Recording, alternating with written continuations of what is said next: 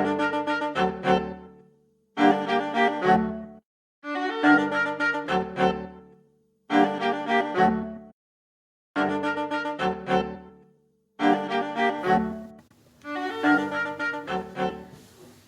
and welcome to Medieval Murder, the podcast that brings all things gruesome and historical to the comfort of your own home or car or wherever it is you're listening from. My name is Hannah Purtymun, and I'm here with my father, Kevin Purtymun, to discuss some of the most famous and infamous murders that took place in the medieval and early modern periods. Medieval Murder came to be first as a blog, then as an Instagram, and now as a podcast after I finished my master's dissertation on homicide in early medieval England. The podcast will feature some of the most famous murders in medieval history, some mini-episode series on different types of medieval murders, and interviews with historians and history enthusiasts alike. Just as a quick shout-out, I'd like to thank everybody for having us hit 2,000 listens on the podcast in 57 countries. Super exciting. Yeah. So thanks for sticking around. And now we will be jumping back in to part 6 of Egil's Saga. So we're going to kind of, little housekeeping first. I mean, you can't talk about Egil without having a nice beverage with you. So I'm drinking some Einstock toasted porter today. I mean, it comes from the Einstock brewery there in Iceland, and it really kind of gets you in the mood. So if at times I'm incoherent, it could be the Einstock, but I'll try and keep it under control. If I had the memo, I would have been right there with you. I'm drinking a vanilla latte here. Yeah, where we are, it's still morning, but I'm thinking kind of that 5 o'clock somewhere. I think it's probably like maybe 3:30 in Iceland, so a beer is okay, I'm thinking. You know, I think it's probably it might actually be 5 o'clock there. Okay. So look at us. Yeah, so I'm ahead of the power curve. My daughter's behind, but that's okay. So, yeah, we're going to jump back into Egil, but I thought we'd kind of do a short recap and tell you how we got to where we're at. So when last we left Egil, he had left England. He and his brother Thorwulf had been in the service of King Athelstan, and Thorwulf ended up dying. He ended up getting killed in a battle with the Scots. And so King Athelstan really saw a lot in Egil. It's like, he's a guy I want to be around. I want him around. I want him in my realm. So he made him an offer of, hey, you stay here. I'll take care of you. You can be one of my main guys. And Egil's like, no, I don't think that's what I need to do. I need to go back to Norway, and I need to tell Thorwulf's widow, Asgerd, that he's dead. And so Athelstan compensated Egil not only for his service, but for his brother's death. And he also gave him money for his father Skallgrim, which we'll play on later. So he goes to Norway, and he goes to his friend Argeborn, and eventually tells Asgerd that Thorwulf had died, and naturally Asgerd's upset. Got to remember, though, that Egil had already been outlawed by King Eric in Norway, probably more because of Gunhild, King Eric's wife, the queen, because Egil, if you remember, got into some issue with her brothers there, kind of around Denmark, and I think he ended up killing one of them. Yeah. And so he'd been outlawed by the king. I think he also stole their boat. Yeah, he did steal their boat. Yeah. He did take their boat. So he goes and he tells Asgerd, that Thorwulf is gone. And it's not like today where anybody does like a quick trip, So he's hanging around for a couple of months because it's winter, or maybe several months. And in the process, he falls in love with Asgard. And he ends up, through the help of Arjborn, getting permission to marry Asgard. So he marries Asgard and takes her with him to Iceland, where, Skallgrim's happy to see him. And he spends several winters in Iceland, kind of helping his father, managing farms, because Skallgrim's getting older by this time. So he's managing the farms that Skallgrim has an interest in and some of the land. I was really thinking that at this point we would be staying in Iceland for a while. And it sounds like things in Iceland were pretty uneventful. But Egil spends several winters in Iceland, and then he just is doing his thing, and I can't find where he's causing any trouble, which is shocking to me. Yeah, I mean, he's Egil. Yeah, maybe he's, the farm life has chilled him out a little bit. Yeah, or maybe there's just not a lot of people there that have pissed him off. I don't know. Yeah.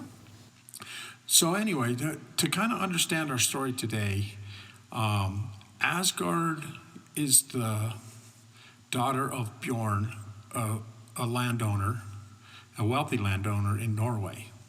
But she is the daughter from Bjorn's second wife.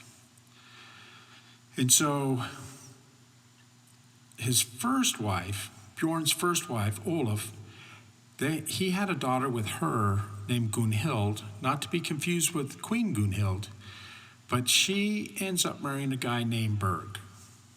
So we got Berg, and we've got Gunhild married to Berg, daughter of Bjorn's first wife. Bjorn's first wife, Olaf, dies because there's a lot of death from disease. It's just not the same way things work today where people live a long life, although Skallgrim and Egil do end up living a really long time. And so Bjorn's on a raid, and I don't know if he captures Thora or if she comes willingly, but he eventually marries this lady named Thora, and they have a daughter, Asgard, who is married to Egil's brother, Thorwulf, and after his death, Egil marries her. So now he's a son-in-law to Bjorn. Okay. And it should also be noted that his really good buddy, Arjborn, in Norway, is the son of Bjorn's brother. So he's Bjorn's nephew. Okay. So at the beginning of one winter, it seems like people leave Iceland in the springtime, they go to Norway, and they return usually in the fall. And so one fall, a boat shows up from Norway, and it brings news of Bjorn's death. And so Egil's like, oh no, my father-in-law's dead, and he talks to the people a little bit, and he finds out that Bjorg has claimed the entire inheritance. Wait, just as an aside, do we know how Bjorn died? Old age? From what I can gather, it was not in battle. It was just old age. Okay. So now Berg's got the total inheritance, and Egil's like, my wife Asgard should have claim to it, i.e. I should have claim to it. So he thinks about it, and he talks to the people that have just come from Norway, and he's like, God, how could this be, that I'm getting cut out of the share of my inheritance? And who's backing up Berg? Yeah. Well, it turns out, he finds out that King Eric and Queen Gunhild are backing up Berg on this. Mm. So he's like, so he stews about it over the winter, being Egil. So in the spring, he takes Asgard and a lot of his men, and he sets sail for Norway. So he's on his way to Norway. He gets there, and he goes and he sees his buddy Arjborn, and he talks about, I'm here to kind of check up on this inheritance thing, and what do you know? And Arjborn's like, it's You not shouldn't looking, be here. Yeah, you're outlawed, buddy, and you've made the queen mad, which is making the king mad, and they're siding with Berg in this whole thing. Yeah. And so he said, the prospect of you getting your inheritance really doesn't look good, buddy. And so Egil, which is, I think this is a little, it doesn't seem characteristic of Egil. I fully expected Egil just to go and kill the guy. But Egil tells Arjborn, he said, I'm going to go and I'm going to go talk to Berg and see if I can talk some sense into him and see if I can't get him to do the right thing and the fair thing. Maybe it's been several winters. He's wintered in Iceland. He's spent some time with his father. He's been working the land. Maybe he's matured. Yeah, that's kind of what I was thinking of as I was going there. So he had asked Arjborn, was like, what's this guy Berg like? So Arjborn tells him, Berg's tough, he's troublesome, he's unfair, and he's greedy. Awesome. And he also has the backing of the king and the queen. So he goes and he meets with Arjborn, or he tells Arjborn what he's going to do. Arjborn's like, okay, good luck. And so he goes and he meets with Berg, and it doesn't go like Egil had hoped. He goes and he says, Asgard has right to 50% of the inheritance. She's the daughter of Bjorn, and, she's the second daughter, and she should have claim to some of this inheritance. And Berg is like, no, she's the daughter. No, she's the daughter of a slave woman, and she deserves nothing. And the only true heir is my wife, Gunhild, and I'm taking it all. And he also tells him, he said, who are you, Egil, to come back to Norway when you've been outlawed? That's a little fair. Who are you to come here and pester me and question the king, when you've been outlawed already? Yeah. So, and he also is apparently just rails on Egil. Oh, he's pissed.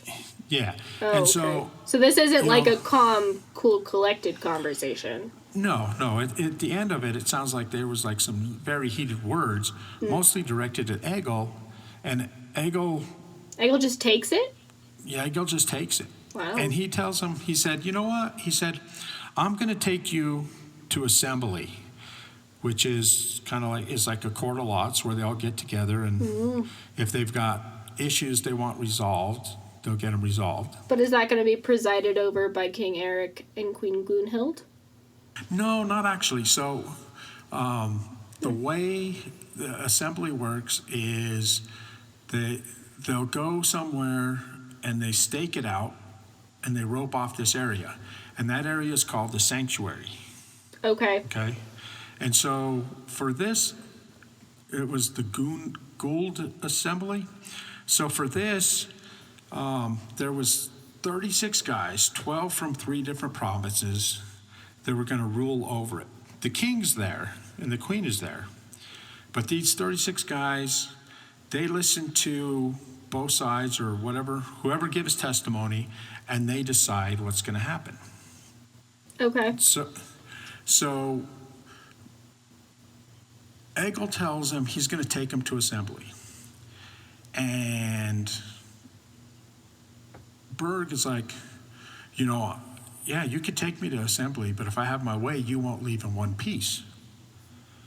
And so Egil's like, hey, you know what? Whatever happens, I'm going to be there, and we're going to, whatever happens, happens. Yeah. And so he goes back to Arjborn and tells him, what's going on. And Archibald's like, yeah, okay, let's go to assembly with him. He said, let me go talk to the king and the queen first. So he goes and he visits with the king and the queen. And when he returns, he tells he tells Egil, they're not buying it. They don't see where you have a claim. It's not going to go well. Mm-hmm. So in the winter, they winter again. And in then Norway? The assembly, in Norway. The assembly's in the spring. So they head out to the assembly. So King Eric's there, and he's got like 4 or 5 longboats. He's got some of his guys. He's got farmers, right? So basically, since he's been outlawed, can King Eric just be like, get out? He can. I think he can. Yeah. I mean, and I'm finding that there's like, I don't know what the weight of being outlawed is, other than Feels like a lot. it feels like a lot, but we're going to see here in a while where I think there's various levels of being an outlaw. Okay. So King Eric's there. He's got his boat. He's got some of his guys. He's got his farmers. He's got big long boats. So Archibald and Egil go with a bunch of guys, because everyone's traveling with people, and they've taken a variety of boats. They've taken small boats. They've taken a big boat. They've taken medium-sized boats. They just didn't take the large boat. All right. And so they go, and they're getting ready for assembly, and Berg's there, and he's being very cocky, saying he's going to win, and Egil's not going to do well in this. Yeah. So they go to assembly, and Egil makes his case, and he says, this is Asgard's rightful claim. She is the daughter of Bjorn, and we should get some of this inheritance. Question: does he bring Asgard with him? Other than Asgard going to Norway, We don't hear anything else. Him, I mean, there's a lot of stuff that's going down, and she doesn't pop up in any of the readings. All right. I mean, that's kind of to be expected. Yeah, but so he makes his case, and it's a very good case, that Yeah. they deserve some of this inheritance. Well, then, Berg gets up, and he goes along that same lines that, Asgard is the daughter of a slave woman, and, she doesn't deserve anything, and that, Egil's an outlaw, and he shouldn't even be here, and, it just goes on, and it's just really, it's really, it's really a big slam on Egil, Yeah. and it becomes more about Egil Than about the actual claim. and then about the actual claim, and then slandering Thora, Asgard's mother. Is Thora still alive? I don't know. Because I don't Bjorn know. died, but Thora could still be around. Yeah, I don't know, and but in doing so, Well, probably not, because no, maybe she wouldn't have inherited it because she's a woman. right, because it's going to the son-in-laws. Yeah. Okay. And then it would be up to the son-in-laws to take care of her. Yeah. I would guess. Yeah. But in the process, all this, now Archibald is really mad because he's always liked Thor and sees her as his aunt and doesn't see her as a slave woman or a concubine. I mean, Yeah. He basically, Berg calls her a concubine, and, It's not good. and good, not good at all. And so then Archibald gets up and he's got people willing to testify on behalf of Egil. So... Wait, who gets up? Archibald? Archibald. Okay. He said he's got some people that are going to testify on behalf of Egil. Okay. Which is I think it was kind of unusual because I think it was basically supposed to be Egil and Berg making their case. Yeah. Now, Archibald jumps in. And so Archibald's saying he's going to do this, and because somehow the king gets involved, I think because it's unusual that a third party's going to get involved. Yeah. And he says, I will neither... He said, I'm not going to deny it. Okay. And the king's kind of wishy-washy about whether these people can testify. Mm-hmm. I'm not going to stop it, but I'm not going to condone it. Yeah. Right? Well, at this point, Gunhild, who hates Egil, loses her mind, kind of. And she calls out Eric, is like, well, would you let him take your throne too? Why are you so, he's outlawed. Why are you being so understanding with this man? What is your deal? And so he's like, and then I think it actually is Gunhild that turns to one of the kind of guys that King Eric had brought and tells him, you need to do something about this. And so then all hell breaks loose. Yeah. So, yeah. So this guy, on kind of the direction of King Gunhild, goes and he cuts the ropes of the sanctuary. Ooh. And the assembly is just like... There's just chaos? It's chaos, Ooh. And so, and because they came to assembly, it doesn't sound like they had their weapons. Oh, nobody has weapons? Nobody has weapons at this Okay, point. because it's like a... Yeah, they've left them in the boats or whatever. Okay. So in the chaos, Archibald and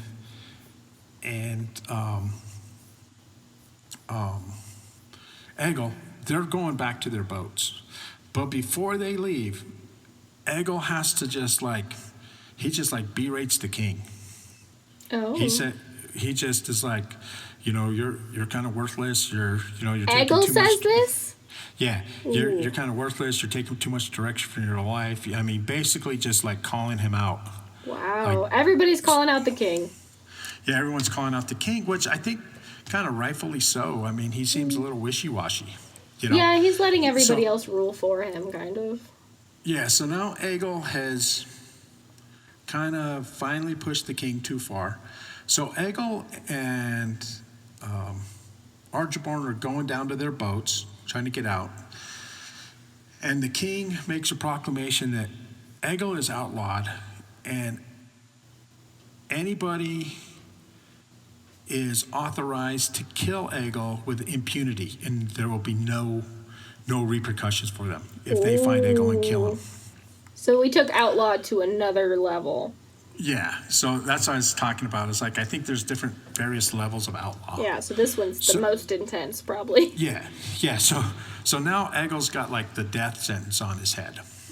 So as they're going to the boats, Archibald's telling his guys, just go home, lay low, get home, stay safe, just lay low for a while. Let's see what happens. And he's like, Egil, I think you got to leave. And Egil's like, okay. So Egil takes a small boat with some of his guys. Remember I said they brought all kinds of boats. Yeah. And the king had come in the big long boats. So they're heading out. So are the small boats faster, do we think? Yeah, I think the small boats are a little faster, but the more men you have on a boat, you might be able to be a little faster. And what ends up happening is Egil's and his guys are rowing away, and the king's boats are starting to catch them. But what they end up doing is they end up going up into a river where it gets shallower. Okay. And the king's boats run aground. Ooh, okay. And so Egil kind of makes his escape. Tricky. He go at the same time. Arjorborn has been leaving in a bigger boat. The king intercepts Arjorborn, and tells him they get on board. There's no battle. They get on board. They search it. They don't find Egil. The king then tells at this point, because they were fleeing, they don't know the extent of Egil being outlawed.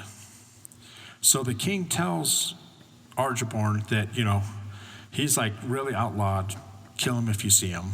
Because the king kind of thinks that Arjorborn's still on his side no matter how many times he comes on Egil's behalf. Oh. So. Wouldn't that be a plot twist if all of a sudden Arjorborn just killed Egil? Yeah, I don't know that we're going to get there. I hope not. I don't know. So they return. Arjorborn goes to where he's at, and Egil goes, and Arjorborn tells him, "Dude, you're in trouble, man." And so Egil decides that he's going to take his guys, and they're going to go to Iceland. Well, yeah. They're leaving. I hope he grabbed his wife too.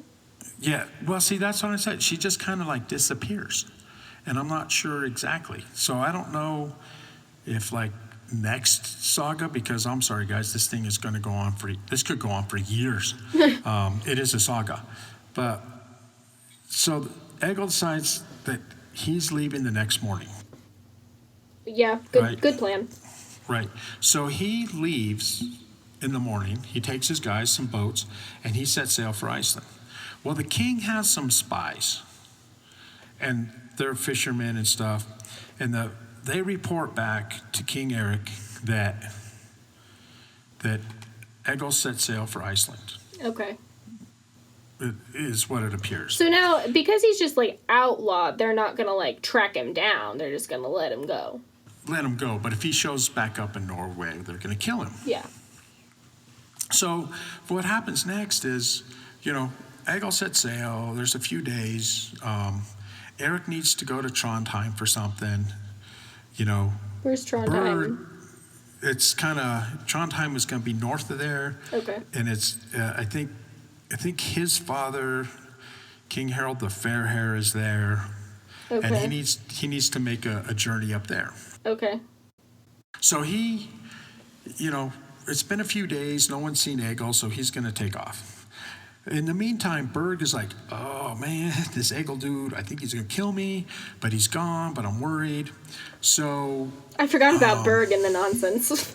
Yeah. So Berg's like kind of talking to the king, and the king's like, "Well, I'll leave you with this guy." It's like, I want to call him Frodo, but it's not. It's like Frodi. It's Frodi. Okay. So he kind of assigns Frodi to hang out with Berg, kind of watch over Berg. To make sure that Egil's not going to kill Berg. Yeah. Okay. It's kind of supplement his guys. I mean, that feels a little weak for a Viking to be like, I need a bodyguard. Right. Well, I mean, it's like strength in numbers, I think. Okay. Yeah. So King Eric sets off to go up to Trondheim. Mm-hmm. But at the same time, what they don't know is that the winds are not favorable. And so Egil is not, he gets out and he's going to go to Iceland, but the winds change and he's just kind of adrift. Mm. So he's adrift there off in Norway. But Gunhild and King Eric, they have a son, Prince Ragnolf, and he's got a small boat, and it's very ornate. I actually think it might be one that someone had given to King Eric, maybe even Thorolf. Oh. Back in an earlier story. It's a small boat, kind of a warship, and he's got like 12 guys on that boat. And he's cruising around being like a mini Viking. He's like 10 or 11, and he's got 12 guys that report to him. Yeah, he's a mini Viking, yeah. Yeah. So I don't know, maybe it's like almost an adult Viking. Well, Egil was killing people at that age. Exactly. So he's like kind of cruising around, doing his thing. And then Egil ends up drifting back to Norway. And he's like, uh-oh. So he sends some guys ashore. Well, he goes ashore. Oh, brave and, man. Yeah, in the middle of the night, they go ashore, and he's kind of standing by the boat. He sends a guy inland, and the guy goes and he hits this farm, runs into this farm, and it's the middle of the night, and he runs into this guy that he reports back to Egil. This guy was like blind drunk. Oh. And he said that they were going to drink as much as Berg and Frodi over at the next farm. So now he knows where Frodi and Berg are. So does that basically mean that Frodi and Berg are just like wasted? Yeah, they're getting drunk too. Okay. So, and then at the farm where he runs into this farmhand, he's like, well, Prince Ragnov is here. Mm. So Egil, hearing that, Berg and Frodi are drunk, he's like, huh. So he goes back, he grabs like 18 of his guys. Oh, no. And he sails back to where he was, and he leaves 6 guys at the boat to kind of guard it. Okay. And then he takes 11 with him. But it's like he's having the 11 hang back in the story. So he's like the scout, and he's like scouting it out to go to Berg's farm. So he gets out there, and he runs into these kids in the middle of the night. And he's like, what are you guys doing out here? And they're like, well, haven't you heard there's been a bear in the area, and it's been killing livestock? And we're here to watch it and watch out for it. If we see it, then we have to go back and tell Berg and that we've seen his a bear. guys that we've seen a bear. So he's like, okay.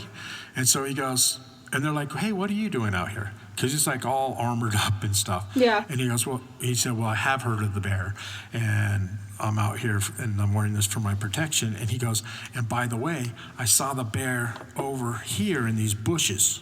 Oh. You should go tell these guys. You should go tell your masters what's going on. Yeah. So they go back to the house, and they find that it's only Berg, Frodi, and a guy named I think Haddle that aren't passed out. Okay. Everybody else is passed out. All right. So the kids come in, and they're like, there's the bear. The bear's over here. So they go running out. The drunk. And so, drunk. And so Egil's in the bushes. He sees him coming, so he moves the bushes. He moves the bushes? He moves like the branches, so they think something's in the bush. Oh, I see. Okay. So Berg's like, okay. He sends his 2 guys back around so the bear can't run back into the forest. So they're on the backside of the bushes. Okay. So Egil sees Berg coming, so he runs out, and he runs at Berg, and Berg's like, holy shit, it's Egil. And so they both throw their spears at each other. So Egil sticks into Berg's shield and makes it kind of heavy so he can't like hold it up anymore. Mm. Berg's spear like glances off of Egil's shield, and it sticks straight in the ground. Mm-hmm. Then Egil rushes him and just like slices him open with his axe or with his sword, just slices him. Oh. And so is Berg this killing him? Big old scream, and he's dead. Oh. So you got to remember, it's dark. I mean, and it's like a whole different dark than here. I mean, yeah. It's like no light dark. So do the others know that it's a man doing it, or do they think it's the bear? They're not sure, because they come running out, and they're standing around trying to figure out what happened to Berg. Yeah. So at this point, Egil picks up Berg's spear, pulls it out of the ground, rushes Frodi. Frodi sticks up his shield, and I think Frodi's shield was defective, because Egil's able to push the spear through his shield into Frodi, out Frodi's back. Oh, that shield was not thick enough. Yeah, so now Frodi's down. He dies. Yeah. The other guy freaks out, starts running away. Egil chases him down and just swords him to death. About this time, his 11 guys show up. Yeah, because Egil's killed 3 men single-handedly. Yeah, that's just who he be, man. Yeah. So he tells the guys what's going on. So now Egil's like, okay, we're going to the farm. So they head down to the farm, right? Yeah. And everyone's passed out. They kill at least 15 or 16 guys. They just slaughter them. Well, yeah, because they've passed out drunk. Right. I mean, some are getting up. A few of them like just run away. Yeah, understandably. And so Egil steals everything he can of value, burns the farm, and drives the livestock down to his boats. Oh, he's going to steal the livestock, too. Yeah, he slaughters the livestock. They all load it on the boats, and then they're like cruising. They're going to cruise. And he thinks this is a good choice after being outlawed. Well, I think it's like I'm getting my inheritance one way or the other. Oh, okay. Yeah. Now he's got extra now. Yeah, he's got extra. So now he probably doesn't have full thing. Yeah, I mean, he had the small boats. Right. Because one of the things that he did say, when he was bagging on the king, was that no man could reside on these lands that were Borns because he wasn't getting his fair share. And basically that he would come back and he would kill them. Oh, okay, yeah. So he did. And that, so he's like laying the thing. So now morning breaks and he's like cruising down down the sea lane, getting out in the water with all his ill-gotten gains. And in front of him, he sees a boat, and he recognizes the boat, and because I think it's the one Thorolf had given to Eric. Okay. So the one that the prince has. Yeah. And so, for whatever reason, Egil's still in a rage. He's just raging. He's got the berserker going on. Yeah, he's got the berserker going on. So he rams the boat, and then he and his men kill everybody on board. Yeah. Kill the prince, kill all 12 guys. The king and queen are gonna not like Egil even more. Oh, no, for sure. The true story. Yeah. But so he goes back to Argiborn's, and Argiborn's like, you have to leave. Yeah, Argiborn's like, this is too much. You have to leave. So on the way out, he stops at the farm where the prince had been. Okay. And he ransacks the farm. Good. And he puts a big pole in the ground and puts a horse's head on the pole. Okay. And then he curses Queen Gunhild and King Eric. He puts a curse on them. Well, that seems like taking it a little bit too far because he's already killed their son. Well, no, he's putting a curse on them. I mean, when he left the assembly, he also, invoked Odin and the gods. And so this is like his second curse. This is his second curse. Okay. And he's laying it down. He's over it. Yeah. So now he cruises back to Iceland and he lands in Borg, and Skallgrim's there. Skallgrim's happy to meet him. Now the one thing that we had talked about was